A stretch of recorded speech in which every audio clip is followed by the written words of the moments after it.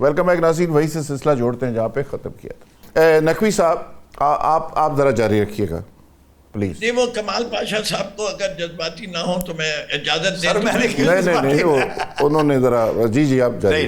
نہیں وہ تو یہاں فرقہ وارانہ جنگ شروع کروانے ارے نہیں، ایک بات یاد رکھیے، ایران نے جتنی اعلیٰ کارکردگی کا مظاہرہ کیا ہے وہ مارولس ہے، یہ بھی یاد رکھیں۔ ایران نے جس یکجہتی کا مظاہرہ کر کے امریکہ کو للکارا ہے وہ مارولس ہے، وہ عالم اسلام کے لیے ایک ایگزامپل ہے، یہ بھی یاد رکھیں، ایگزامپل ہے وہ۔ لیکن ایک بات یہ بھی یاد رکھیں کہ حماس نے اس سے پہلے جو مظاہرہ کیا ہے وہ بھی مارولس ہے۔ کل کی رپورٹ ہے کہ حماس کے اسرائیل پر حملوں کے نتیجے میں 3,25,000 فلسطینی شہید ہو چکے ہیں، یہ بھی رپورٹ ذہن میں رکھیں۔ نہیں، حماس کی وجہ سے؟ جی، حماس اسرائیل نے 3 سالہ جنگ حماس کے حملوں کے نتیجے میں اسرائیل نے جو مارا فلسطینیوں کو، اگر حماس نہ کرتی تو پھر فلسطینی نہ مرتے؟ نہیں، میں وہ جو ہوا ہے وہ اس کی ڈیٹیل میں ہم نہیں جاتے۔ 3,25,000 فلسطینی شہید ہو چکے ہیں غزہ کے اندر اسرائیل کی وجہ سے۔ تو جتنا اچھا مظاہرہ جہاد کا، یکجہتی کا، اینٹی اسرائیل کا، اینٹی امریکہ کا ایران نے کیا ہے، ہم اس کو سلوٹ کرتے ہیں، لیکن اتنا ہی مظاہرہ جو ہے وہ فلسطینی عربوں نے بھی کیا ہے، ہمیں ان کو بھی سلوٹ کرنا چاہیے۔ اچھا، اس ساری کہانی میں فلسطین تو کہیں گم نہیں ہو گیا؟ یہی ہے نا، میں یہی بات کر رہا ہوں۔ نقوی صاحب جی اگر اجازت ہو تو دیکھیں، پہلی چیز تو ایران نے جتنے حملے کیے ہیں اسرائیل پہ، میں نے خود میزائل دیکھیں، پلس جو لبنان کی سائٹ سے اٹیک ہوا ہے یا یمن سے اٹیک ہوا، وہ پراکسی وار ہے۔ وہ کس کی پراکسی وار ہے؟ وہ بھی ایرانین پراکسی وار ہے۔ تو یہ کہنا کہ ایران کا نہیں ہے تو وہ میں اس کو کنٹریبیوٹ نہیں کرتا۔ بات یہ کہ سب سے پہلے پوری اسلامی دنیا نے فلسطین کے لیے آواز کس نے اٹھائی؟ یوم القدس کس نے منانا شروع کیا؟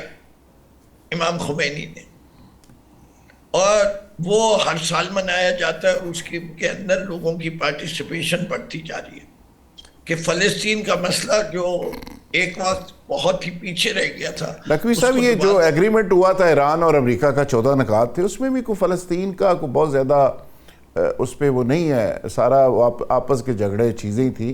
تو بیسک تو ہمارا کنفلکٹ جو اسرائیل کے ساتھ ہے وہ آپ سمجھتے ہی ہیں، بیت المقدس ہے، فلسطین ہے، وہاں پہ مظلوم ہے، ان کے ساتھ جو ظلم ہوا ہے، وہ ساری چیزیں۔ جی وہ اصل میں ایران ڈڈ ناٹ وانٹ کہ فلسطین کے مسئلے کو ایران کے ساتھ جوڑا جائے۔ وہ امت مسلمہ کے ساتھ جڑا ہوئے، اس کو امت مسلمہ کے ساتھ ہی جوڑے رکھتا تھا۔ That was a very wise, اس سے کہ وہ اس کے اندر کبھی ہم نے ان کو تو چھوڑا نہیں جنہیں نے یہودیوں سے ہاتھ ملا لیا، ایمبیسیڈر بنا لیا اپنے گھر۔ بحرین والا کتنے فخر سے کہتا ہے کہ we have the headquarters of Mossad in Bahrain. یہ اس جنگ میں بہت ساری چیزوں کا پتہ چلا ہے جو ہمیں سچی بات ہے پتہ ہی نہیں تھا کہ اپنا یو ای کے اندر کیا کچھ ہے، بحرین کے اندر کیا ہے، موساد کہاں آپریٹ کر رہی ہے۔ یو ای کی سعودی عربیہ سے لڑائی شروع ہو گئی۔ یو ای کو کس نے چھوڑ دیا؟ کیا یو ای نے حملے نہیں کروائے ہوتیوں کے ذریعے؟ لیکن پھر بھی نقوی صاحب آپ مسلمانوں کی یہ آپ یہ سمجھتے ہیں۔ ذوالفقار راز صاحب، جو موضوع تھا وہ یہ تھا کہ یہ جنگ کہاں جائے گی؟ سر، یہ جنگ امریکہ کبھی ایران پہ قبضہ نہیں کر سکتا۔ ٹھیک ہے، امریکہ اپنے ریجن کے اوپر کنٹرول لوز کر سکتا ہے، اس سے کہ اس ریجن کی پاورز کو پتہ چل گیا کہ America is no longer a guarantor of their rule اور فار دیئر ٹیریٹوریل انٹیگریٹی۔ بالکل ٹھیک ہے نقوی صاحب، آپ نے دونوں چیزیں سامنے رکھ دیں کہ ہو کیا سکتا ہے اور ہو کیا رہا ہے، اور ایران کا جو نقصان ہوا ہے اس کی بھی نشاندہی آپ نے کر دی۔ پاشا صاحب دیکھیں، آپ کل کی باڈی لینگویج دیکھیں ٹرمپ کی، آپ اپنی جگہ جو مرضی کہیں، ایران نے ایک دفعہ اس کی سانس پھولی ہوئی ہے، امریکنز پریشان ہے، امریکہ کے اندر جو وائس اٹھ رہی ہے، پوری دنیا میں جو وائس اٹھ رہی ہے، اسپین نے جس طرح للکارا ہے، اور کل میچ کے اندر جو ٹرمپ کی حالت تھی، تو جو برگیڈیئر صاحب بار بار کہہ رہے ہیں کہ ایک برہم جو تھا امریکہ کا اسرائیل کا وہ بھی ختم ہوا ہے اور ایران ایک بڑی طاقت کے طور پہ اس نے مرج کیا ہے. اچھا جی آر بلوچ صاحب نے بڑی خوبصورت بات کہی, اسی کو آگے بڑھایا برگیڈیئر غضنفر صاحب نے کہ ایران کے لیے تباہی ہے. اس میں کوئی شک نہیں ہے کہ 28 فروری کو جو اسرائیل اور امریکہ نے ایران پر حملہ کیا وہ ایک اگریشن تھا اور ایران نے اس کا بڑے یکجہتی کے ساتھ جواب دیا اور وہ ہنوز جاری ہے. جنگ کے آغاز پر جو مقاصد بیان کیے گئے تھے اس جنگ کو شروع کرنے کے وہ پتہ نہیں کہاں گم ہو چکے ہیں, وہ ابھی کہیں آن بورڈ نہیں ہیں, کہیں آن کارڈز نہیں ہیں. اور ایران نے ایک جو اس پوری جنگ کے اندر جو ایک چیز حاصل کی ہے وہ ہے ہرمز, یعنی وہ عالمی معیشت کے اندر یہ ایک شارک کی حیثیت اختیار کر چکی ہے اور اس کو جس انداز میں مروڑ کے ایران اس کو استعمال کر رہا ہے, امریکہ کے عرب اتحادیوں کو زچ کرنے کے لیے وہ بڑا ایک ہتھیار ہے ان کے پاس. لیکن اب ہم دوسری طرف آتے ہیں کہ یہ کبھی جیسے آپ نے بھی کہا کہ وہ ٹرمپ جو ہے وہ بکھلایا ہوا ہے جناب, وہ یہ ہو گیا, امریکہ کا یہ ہو گیا وہ ہو گیا. دیکھیں بھائی امریکہ 350 سال سے 250 جنگیں وہ کر چکا ہے. ویتنام کی جنگ کے اندر 67,000 باڈی بیگز 250 سال اس کو بنے ہوئے ہیں جی. تو اس میں جنگیں اس نے کتنی کی ہیں, جنگ مسلسل جنگ ان کی بقا, ان کی معاشی ترقی اور ان کی پولیٹیکل طاقت کا ایک ذریعہ ہے اور وہ اس کو لے کر چل رہے ہیں. اور اب دوسری طرف دیکھیے کہ 1917 میں جو بیلفور ڈیکلریشن ہوا اسرائیل کے قیام کے لیے, جو زائنسٹ لوگوں نے, زائنسٹ موومنٹ نے جو یہ اسرائیل 2500 سال کے بعد جو ایک ریاست کے قیام کی منظوری دی بیلفور ڈیکلریشن کے ذریعے برطانیہ نے, کرسچنز نے, وہ اس وقت کی سپر طاقت تھی. اس کے بعد سیکنڈ ورلڈ وار میں یہ جو اسرائیل کی حمایت ہے اور اس کا قیام کی ذمہ داری ہے وہ لے لی امریکہ نے اور ہنوز یہ سلسلہ جاری ہے. آپ دیکھ لیجئے 1948 کے اندر جب ریاست اسرائیل قائم ہوئی تو آج تک اس کے کوئی نقشہ موجود نہیں ہے, یعنی جو ریاست اسرائیل ہے اس کے بارڈرز جو ہیں وہ ڈیفائنڈ نہیں ہیں, کیونکہ وہ کہتے ہیں کہ اس کے بارڈرز جو ہے نا وہ ہیں جو حضرت سلیمان علیہ السلام کے زمانے کے اندر ریاست یا جو وہ ڈیسائیڈ کریں گے, ٹھیک ہے. اور پھر آپ دیکھیے 67 کے اندر 6 ڈیز وار کے اندر انہوں نے کس انداز کے اندر اسرائیل کو, ریاست اسرائیل کو پھیلایا, پھر 73 کی وار کے اندر, اور اس کے بعد بھی مسلسل, یعنی اس جنگ کے اندر, یعنی آپ دیکھیے کہ 28 فروری کو بنیادی طور پہ امریکہ اسرائیل نے مل کے یہ جنگ شروع کی. اس کے بعد ہم دیکھتے ہیں کہ اسرائیل اس جنگ سے غائب ہو گیا اور امریکہ کی جو ہے وہ براہ راست جو ہے جنگ کنٹینیو رہی ایران کے ساتھ. اسرائیل کا نام کہیں نہیں آتا, تو کیا وہ چپ کر کے بیٹھا ہوا ہے؟ وہ شام اور جنوبی لبنان کے اندر جو ہے وہ اپنے گریٹر اسرائیل کے نقشے کے مطابق اپنے معاملات کو آگے بڑھا رہا ہے. ہم یہ جو کہہ رہے ہیں کہ جناب وہ جنگ بند ہو گئی, وہ جی ایران نے بہت اچھا مظاہرہ کیا ہے, لیکن آپ یہ بھی ذہن میں رکھیے کہ ایران کو تباہ و برباد کر دیا گیا ہے معاشی طور پہ, انفراسٹرکچر کے حوالے سے, اور ایرانی قوم جو ہے اس کے اندر دھراڑ موجود ہے.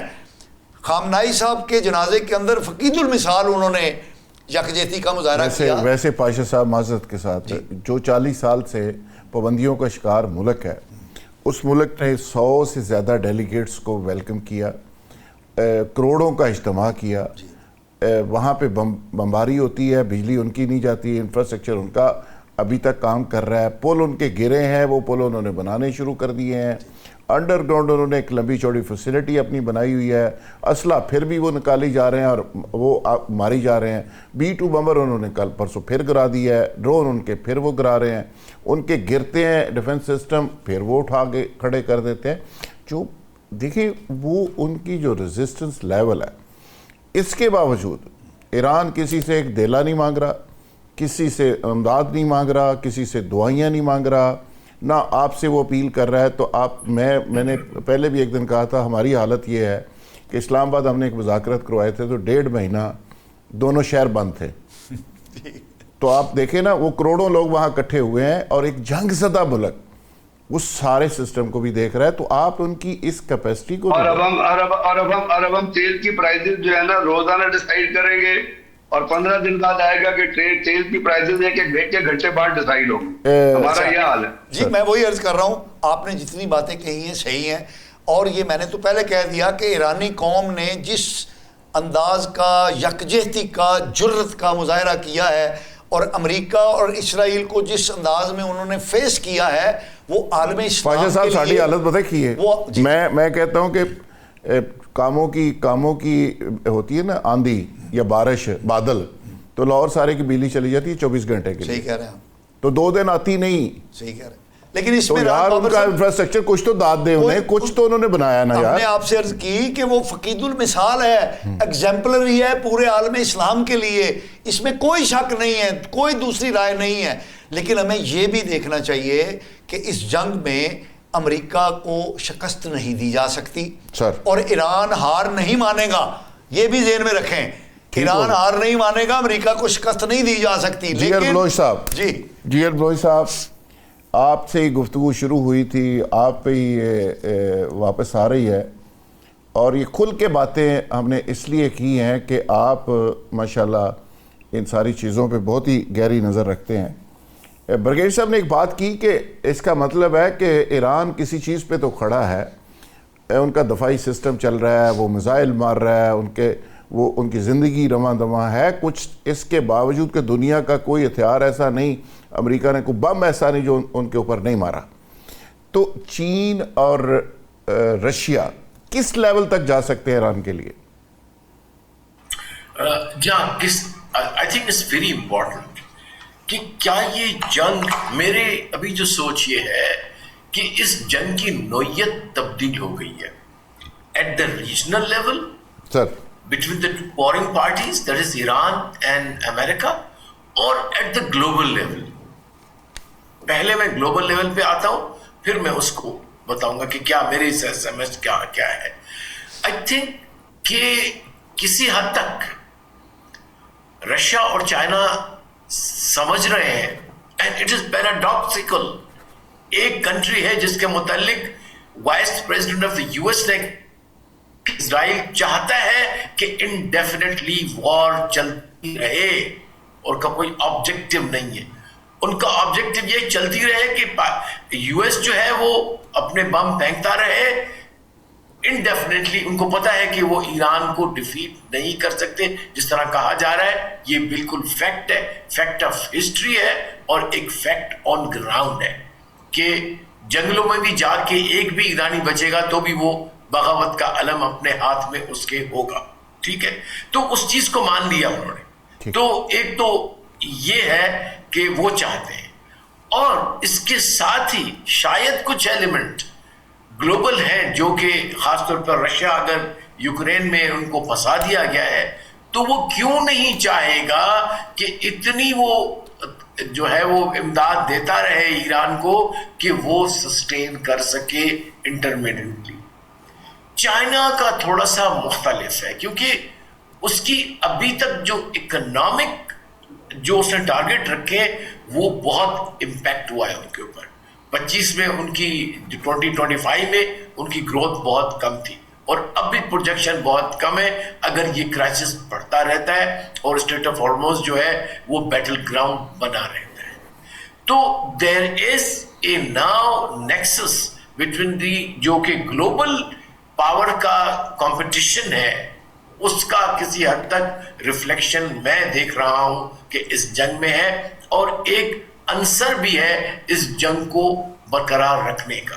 ہو سکتا ہے کہ کچھ ایلیمنٹ ایران کے اندر ہوں جو اس ایلیمنٹ کو ایگزیجریٹ کر کے ان کو خاموش کرا رہے ہوں, جو کہتے ہیں کہ نہیں پیس ہونا چاہیے, لیٹس ٹیک ٹائم آؤٹ اور پھر بعد میں دیکھیں گے. تو ان کو وہ کہہ رہے ہوں کہ نہیں ابھی موقع ہے, بھاگ رہا ہے, اس کو گھر تک چھوڑ کے آؤ. اب وہ گھر تک چھوڑ کے آ سکتے ہیں کہ نہیں, وہ پھر دوسرے ریل میں چلا جاتا ہے. پھر ایک جو ریجنل لیول پہ یہ ہے کہ سب سے بڑا خطرہ اب ریجنل کنٹریز کو اور جو دنیا کی اور کنٹریز ہیں including us also. If I was sitting in the government and even as a citizen, I will never like कि चाहे वो पाकिस्तान हो, चाहे इजिप्ट हो, चाहे सऊदी अरब हो, चाहे कतर हो या अमेरिका हो, कोई भी क्लेम नहीं कर सकता कि international waterway state of Hormuz पे मेरी सॉवरेनिटी है। दी कानून, इंटरनेशनल कानून इसकी इजाजत नहीं देता, इंटरनेशनल जो इकोनॉमिक सिस्टम है वो नहीं देता कि जब चाहे बंद कर दे, जब चाहे खोल दे। No sir, this can not be granted. Real politic कि ये एक डिक्टेशन है, चाहे कॉस्ट बढ़नी पड़े सब कूद पड़ेंगे, इवन चाइना उसमें कूद पड़ेगा। लिहाजा ईरान की जो मैक्सिमलिस्ट पोजीशन अब आई है कि जी नाउ फ्रॉम नाउ ऑनवर्ड्स और फ्रॉम दैट डे जब से जंग शुरू हुई है स्टेट ऑफ हॉर्मोज, अब हमारी सोवरेनिटी उस पे होगी। हम चाहेंगे वी आर द बिगेस्ट। देखिए एक बड़ी इंपॉर्टेंट छोटा नुक्ता है but one has to understand sir कि वो ओमान को यूज तो करता है कि जी हम आपस में फैसला कर लेंगे, लेकिन वो जो जहाज जब ओमान के वाटर से गुजरे, व्हाई डिड दे फायर? मुझे सवाल का जवाब चाहिए। इसका सवाल का जवाब आ जाएगा तो मैं समझ जाऊंगा कि जंग ईरान नहीं चाहता, अमेरिका चाहता है। यहां पे खत्म करता ब्रिगेड साहब, हमेशा की तरह फिर जनाब बलोच साहब ने दरिया को कूजे में बंद किया। जी मैं ब्रिगेड साहब आपसे ये पूछना चाहता हूँ कि ईरान ने इस सारा कुछ के बावजूद वसाइल की अदम दस्तयाबी, पाबंदियाँ, इस सब कुछ के बावजूद ये पैगाम तो बहरहाल मिडल ईस्ट के सारे ममालिक को दे दिया कि अमेरिका आपकी हिफाजत नहीं कर सकता। दूसरी बात कि अमेरिका मिडल ईस्ट से आपके ख्याल में ये सारी जंग के नतीजे में निकल जाएगा या उसका गलबा मजबूत होगा, क्या देख रहे हैं आप? तो ऐसा हम माजी से बहुत आगे आ चुके हैं, ये मेरी बात याद रखिएगा। माजी जो था वो माजी है। 1948 से लेके अभी तक बहुत सारी चीजें हैं जो एवोल्यूशन में तब्दील हो चुकी है। एक बात अंडरलाइन चीज ध्यान में रख लीजिएगा, वॉर स्ट्रेटेजी ये कहती है कि जब तक आप किसी मुल्क पे फिजिकली अपनी फौजें ताज से कब्जा नहीं कर लेते, उस वक्त तक वो मुल्क आपकी सब्जुगेशन में नहीं आता। मैं इंसानियत के लिए दुआ करता हूं, लेकिन मेरी एक विश है कि काश अमेरिकन जो है अपने फौजियों को ईरान के अंदर उतारे। जो राज साहब, वॉर स्ट्रेटेजी ज्योग्राफी से डिक्टेट होती है और ज्योग्राफी बताती है आपको कि आपने जंग किस तरह लड़नी है और जंग का तरीकाकार क्या इख्तियार करना है। अभी मैं आपको फॉर्म्स और मैनुअल नहीं बता सकता क्योंकि बात बहुत लंबी हो जाएगी, लेकिन पहली बात जो डीआर बलोच साहब ने कही उसका मैं जवाब देना चाहूंगा कि ट्रेडिशनली ओमान का waterway is not used for transportation. Oman का waterway is only used for American forces. जो दक्कम की पोर्ट है वो अमेरिकन की लॉजिस्टिक पोर्ट, वहां उनके शिप्स आके रिफ्यूल करते हैं। And it has not been recognized, has not been used as a recognized as an international waterway. Oman के साहिल के साथ साथ जो पट्टी है, ठीक है, इंटरनेशनली स्टेट ऑफ हॉर्मुज जो है वो यूज की जाती है एज ए ट्रांसपोर्टेशन मीन।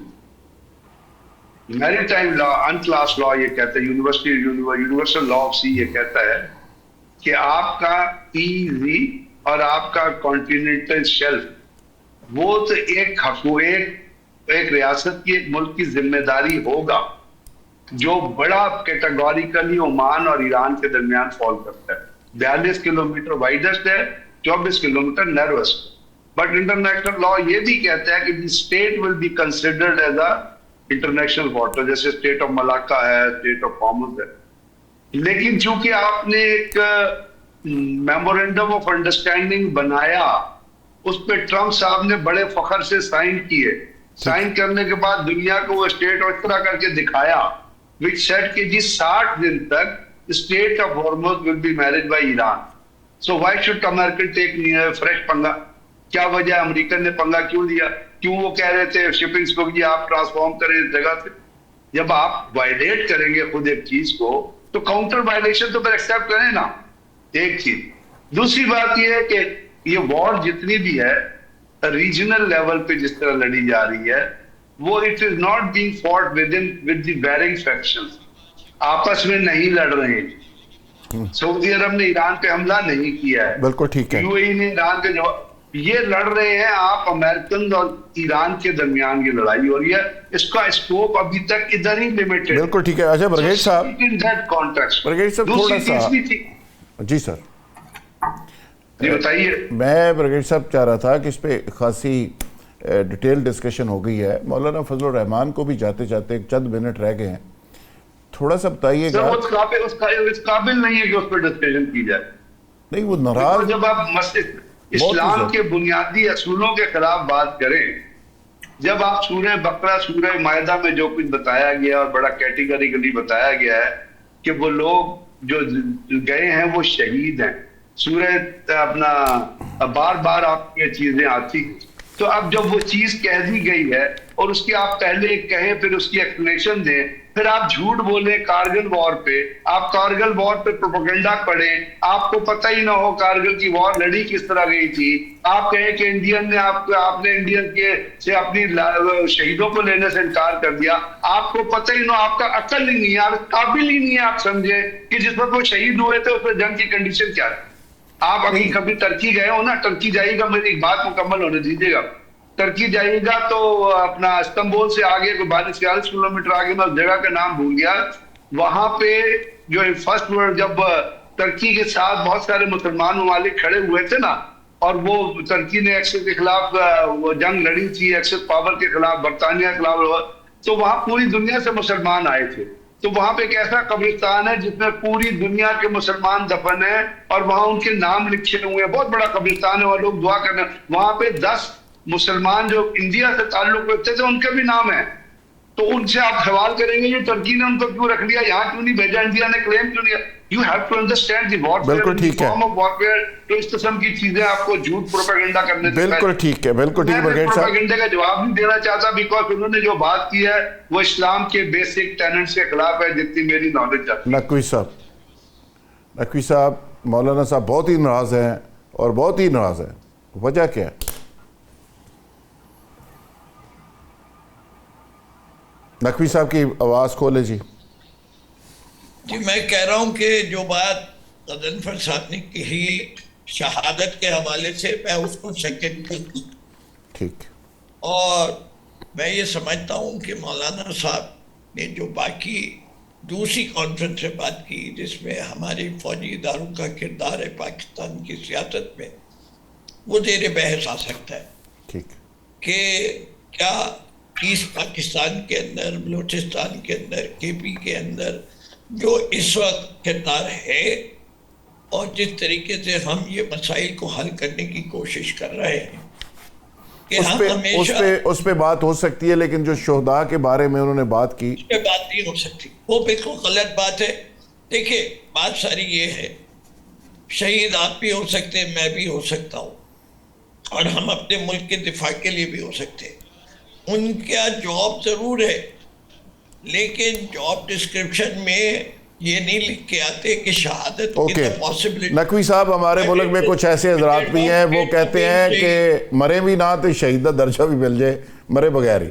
جی دیکھیں بات یہ ہے کہ پاک فوج اور اس کے شہداء جو ہیں یہ ہماری بقا کی ضمانت ہے, ہماری آنکھوں کا جھومر ہے. جی کوئی دوسری رائے نہیں ہے. جرنیلوں کا کردار آپ ضرور ڈسکس کریں, مارشل لا لگانے والوں کا کردار ضرور ڈسکس کریں, لیکن شہداء کے بارے میں یہ بلو دی بیلٹ بات کرنا یہ مناسب نہیں ہے. وجہ کیا وجہ مجھے لگتا یہ ہے کہ ہماری اسٹیبلشمنٹ نے ممکن ہے ان سے کچھ وعدے وعید کیے تھے, پورے نہیں ہوئے ان کو لفٹ نہیں کرائی گئی, تو انہوں نے کہا میں کہا جی تاڑے میرے نا کئی وعدے پورے نہیں ہوئے, ایسی تو کوئی گل نہیں کی تھی. تو لیکن یہ ہے کہ ان کو یہ بلو دی بیلٹ بات نہیں کرنی چاہیے تھی. شہداء کے علاوہ باقی جو مرضی باتیں وہ کرتے, جرنیلوں کی باتیں کرتے, حلف سے جو وہ روح گردانی کرتے ہیں اس کی بات کرتے, ہمیں قبول ہوتا, لیکن شہداء کو اور اس اتنی عظیم خدمت کو, فوج کی خدمت کو تنخواہوں سے جوڑنا, ایسے موقع پہ متنازع بنانا یہ بہت بڑی. اور یہ بات یاد رکھیے راحت صاحب کہ اگر ہماری فوج نہ ہوتی, اگر نیوکلیئر اسٹیٹ ہم نہ ہوتے تو یہ ہندوستان, یہ اسرائیلی, یہ ہمیں کھا چکے ہوتے. بڑے بڑے مسلمان ملکوں کو انہوں نے زمین دوز کر دیا ہے صرف اسی وجہ سے کہ ان کے پاس مضبوط فوج نہیں تھی. تو یہ ہماری فوج جو مضبوط ہے یہ پاکستان کی بقا کی ضمانت ہے, اور یہ فوج جو ہے میں یہ سمجھتا ہوں صرف پاکستان کی فوج نہیں ہے, یہ عالم اسلام کی فوج ہے. اور اس کا سب سے بڑا ثبوت یہ ہے کہ سعودی عرب نے بھی پاکستانی فوج کو کہا ہے کہ میرے دفاع کے لیے آئے. بالکل ٹھیک ہے. تو وی سیلیوٹ آور. بلوچ صاحب آخر پہ کوئی کنکلوڈ ریمارکس اس پہ آپ دیں تو ہمارے لیے بڑی امپورٹنٹ ہوگا, عزت ہوگی. بہت شکریہ. آئی تھنک آپ نے عزت مجھے دے رہے ہیں. Thank you. I am so grateful. دیکھیے یہ بحث مباحثے تو چلتے رہیں گے, لیکن جو بھی تبصرہ ہم نے کرنا ہے وہ پاکستان کے 22 کروڑ عوام کے انٹرسٹ کو سامنے رکھ کے اور عالم اسلام کے انٹرسٹ کو سامنے رکھ کے اور اس سے زیادہ ایران کے 93 ملین لوگوں کے انٹرسٹ کو سامنے روک کے رکھنا ہے. ہمارے لیے شخصیات ٹھیک ہے وہ سامنے ہوتی ہیں, لیکن اصل میں لوگ ہی ہیں جو بعد میں سفر کرتے ہیں. تو اب سوچنا یہ ہے, کرنا یہ ہے کہ ان تمام لوگوں کے لیے جو ان ملکوں میں رہتے ہیں کیا بیسٹ ہے ان کے لیے, کہ کیا یو ای میں سے 60 لاکھ پاکستانی جی سی سی میں سے 60 لاکھ پاکستانی واپس آ کے کیا کریں گے, کیا ایران کو اگر خدا نخواستہ ایک جنگ تباہی کی طرف لے جائے گی تو اس جنگ کا کیا فائدہ ہوگا آپ کو. میں سمجھتا ہوں جو ایک میں نے چھوٹا سا جملہ کل رات کے لکھا تھا میں دوبارہ پڑھوں گا کہ کسی ایک انسان کا بھی خون بغیر مقصد کسی اور. سر آواز 2 منٹ خاموش رہے وہ تو پھر بات کروں میں. سر خاموشی آپ کریں, کنکلوڈ کریں. کہتا یہ ہوں میں کہ there is no virtue in shedding human blood in wars which do not end up in peace. Let the wars be only fought for peace, not for any other object. Thank you, sir. Thank you sir. Baloch صاحب ہمیشہ کی طرح آپ نے بڑے خوبصورت الفاظ سے اسی سے اختتام کرتے ہیں. جی مہمانوں کی گفتگو آپ نے سنی, کل انشاءاللہ دوبارہ ملاقات ہوگی نئے پروگرام اور نئے مہمانوں کے ساتھ. تب تک کے لیے اجازت. جی بہت شکریہ.